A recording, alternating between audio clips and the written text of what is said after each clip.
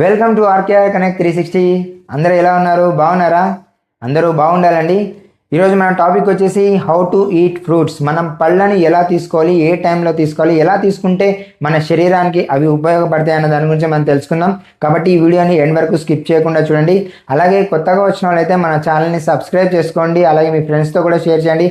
ఎందుకంటే మరిన్ని informative videos అయితే మీకోసం రోజు తీసుకొని వస్తూనే ఉంటాను. కాబట్టి లేట్ చేయకుండా ఈరోజు టాపిక్లోకి అయితే వెళ్ళిపోదాం. మనం పళ్ళను ఏ టైంలో తీసుకోవాలి?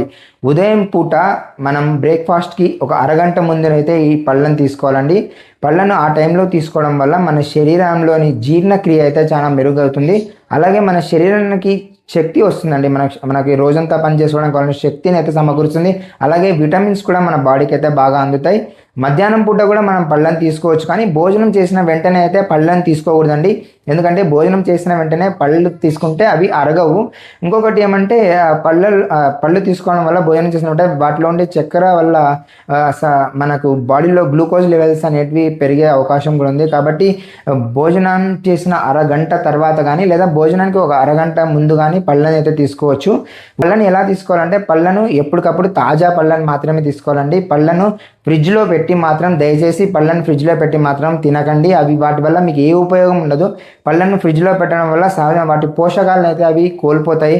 పళ్ళను జ్యూస్ చేసుకొని తాగడం కంటే కూడా పళ్ళను డైరెక్ట్గా తినడం చాలా మంచిదండి. ఎందుకంటే వాటిలో ఉండే ఫైబర్ మనం జ్యూస్ చేస్తే ఫైబర్ని కోల్పోతాం. అలా కాకుండా డైరెక్ట్గా తిన్నట్టయితే మనకు ఆ పండు అనేది మనం ఎంజాయ్ చేస్తూ తినవచ్చు. అది కాకుండా పళ్ళలోని విటమిన్స్ అనేవి మనకు ఖచ్చితంగా అందుతాయండి.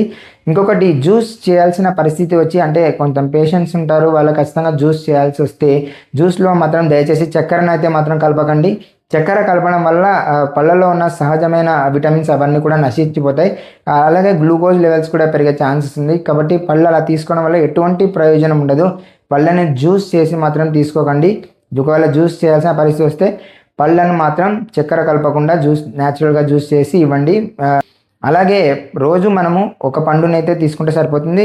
లేదంటే 2-3 రకాల పళ్ళు కూడా తీసుకోవచ్చు. మనం అఫోర్డ్ చేయగలిగితే 2-3 రకాల పళ్ళను కూడా తినొచ్చు. కాకపోతే రోజు ఒక పండు తినే అలవాటు చేసుకోండి. ఎందుకంటే మనకు ఖచ్చితంగా సీజనల్గా వచ్చే పండ్లలో రోజు ఒక పండు తినడం వల్ల మన శరీరానికి కావాల్సిన విటమిన్స్ అయితే ఖచ్చితంగా మన బాడీకి అందుతాయి. కాబట్టి రోజు ఒక పండు తినడం అనేది అలవాటుగా చేసుకోండి. ఎప్పుడు కూడా నిల్వ చేసిన పండ్లను అయితే తినకండి. వాటి వల్ల ఎటువంటి ప్రయోజనం ఉండదు. కాబట్టి ఈ వీడియో మీకు ఉపయోగపడిందని అనుకుంటున్నాను. మరిన్ని ఇన్ఫర్మేటివ్ వీడియోస్ కోసం చూస్తూనే ఉండండి మన ఆర్కేఆర్ కనెక్ట్ 360. అందరూ బాగుండాలండి. సో ఈ వీడియో చూసినందుకు చాలా థ్యాంక్స్.